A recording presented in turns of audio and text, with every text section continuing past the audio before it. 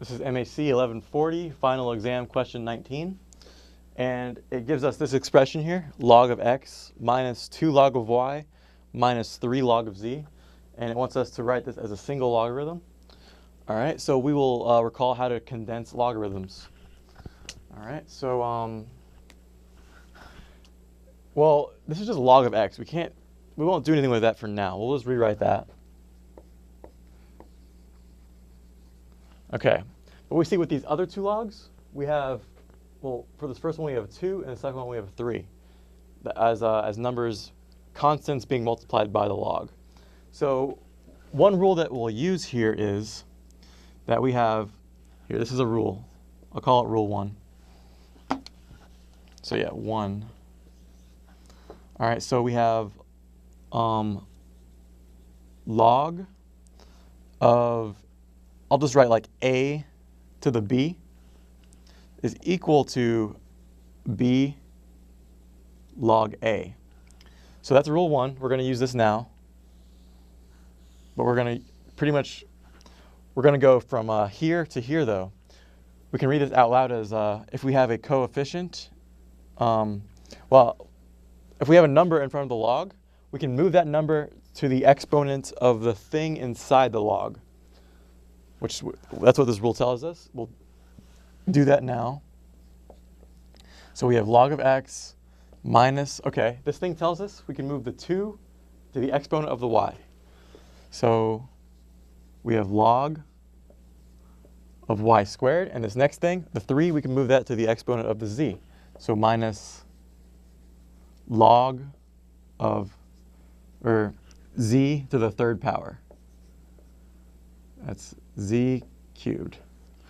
Okay, another rule of logarithms. All right, rule 2.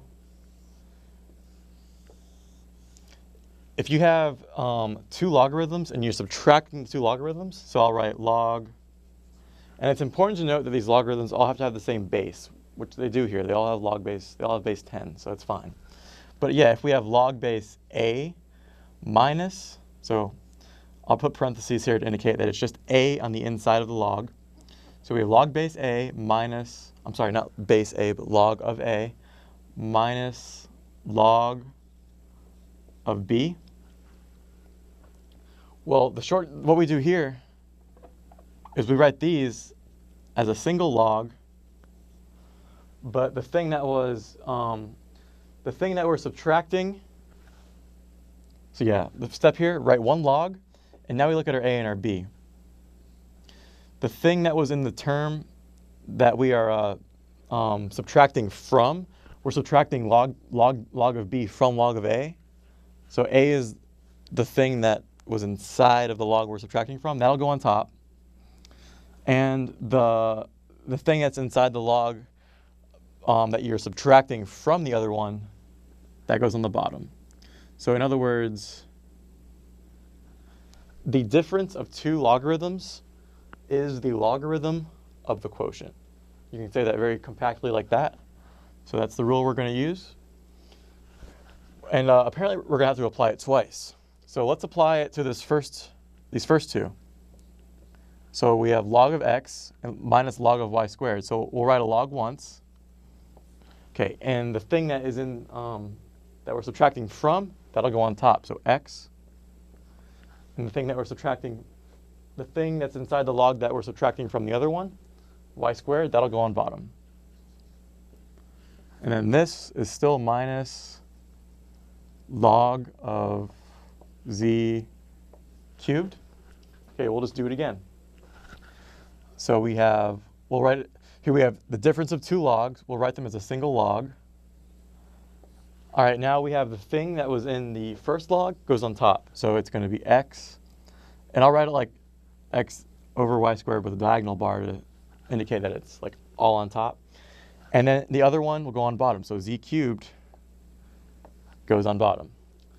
And now, technically this is the final answer, but because it's a single log, but we have to get rid of this compound fraction, this double fraction, if you will. And the way to do that is the simplest way is to imagine that we have z cubed over 1 on the bottom. So that way we know that we can just multiply by the reciprocal of the divisor.